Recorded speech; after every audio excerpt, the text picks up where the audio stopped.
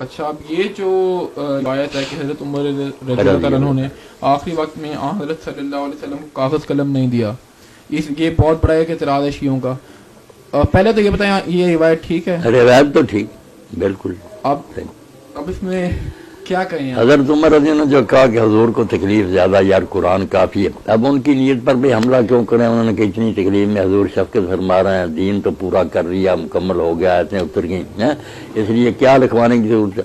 یہ ان کا بھی عذر ہم مان سکتے ہیں کہ تکلیف، یہی لفظ کہنا کہ آپ کو تکلیف زیادہ ہے، قرآن ہمارے لیے کافی ہے. مگر علماء خود مانتے ہیں کہ دینا بہتر تھا. جب آپ نے کہا تھا نا تو دینا ہی اچھا تھا. ایسے اس عذر میں اتنی جان ہے مولانا صاحب؟ جان کوئی نہیں، کیونکہ اللہ کے رسول سے زیادہ کون جانتا تھا کہ قرآن کافی ہے یا نہیں کافی. تو یہ تو بہت بڑا ایک جرم. پھر اگر اسی طرح ہوتا نا کہ انہوں نے کہا تھا دوسرے بھی ان کے ساتھ مل جاتے، راضی ہو جاتے، لمبا جھگڑا نہ کرتے، پھر بھی بات. جب دو پارٹیاں ہو گئی نا، ایک کہنے لگے جو حضور کہتے ہیں وہ کرو، ایک کہنے لگے جو عمر کہتا وہ، تو پھر اتنا جھگڑے کے شور بڑھ گیا. کاسر لغت ورتفت لتا، شور بہت ہوا اور آوازیں بہت اونچی ہو گئی.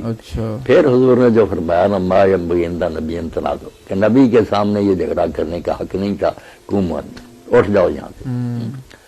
اس سے بات ذرا خطرناک بن گئی. آپ نے کہا نبی کے ہوتے ہو تم نے یہ جھگڑا کیا. اور ہمارے لیے تو پریشانی کی بات ہے نا، ہم نے اب قرآن مجید میں آتا بھی ہے کہ نبی کی آواز سے آواز اونچی نہ کرو ورنہ تمہاری نیکیاں ضائع ہو جائیں گی. جی بالکل.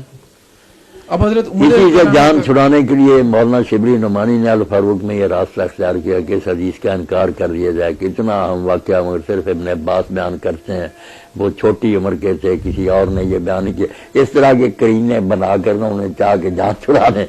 مگر یہ دیوبند اور اہل حدیث سب اٹھ کھڑے ہوئے، بریلی ایک صحیح حدیث کا تم انکار کرتے ہو. اس نے کہا صحیح ہے تو پھر حضرت عمر کو بری کرو، کسی عدالت میں لے جاؤ کیس یہ کہ آخری وقت پیغمبر خاص ظاہر کرتا، اور خاص بھی اتنی مبارک کہ اگر تم ایسا کرو گے تمہیں جھگڑے نہیں ہوں گے، اختلاف نہیں ہوں گے.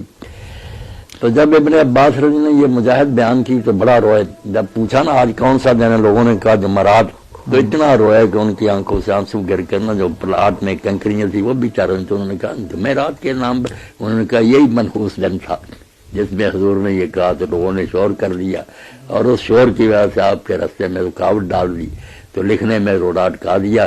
اور یہ جو کچھ اب تم بھوت رہے ہو نا، جنگ جمل سفینی، سارا اس کا بدلہ ہے. اگر اس وقت تم لکھنے دیتے تو یہ حال تمہارا کیوں ہوتا؟ اب ہم کیا کریں؟ ہم کچھ نہیں کر سکتے، بھائی یہی کہیں گے کہ اللہ کو جو منظور تھا ہو گیا، کام برا ہوا. یہ کہنا چاہیے، یہ نہیں کہنا چاہیے. اگر ہم کہنا کہ حضور غلط کہہ رہے تھے لکھوانے کا رضا، آپ جھوٹے تھے، عمر سچا تھا، تو پھر یہ تو نبی پاک کے خلاف نہیں کہیں گے. آپ کا ارادہ ٹھیک تھا مگر بات ہماری بدقسمتی کیا ہے. کئی چیزیں جن کی وجہ سے برکت سے رہ گیا. علامہ جو ہے نا شاطبی بہت عالم ہے، الموافقات لکھی 4 جلدوں میں اصول دین پر. تو اس میں ایک فصل لکھی کہ استاد کی بے ادبی سے آدمی بہت چیزوں سے محروم رہ جاتا. اس میں کہا کہ موسیٰ علیہ السلام کے بارے میں حضور نے فرمایا کہ اللہ موسیٰ پر رحم کرے، اگر وہ تھوڑا صبر اور کرتا خضر کے ساتھ تو کئی اور راز ہمیں معلوم ہوتے، مگر اسے صبر نہ ہوتا.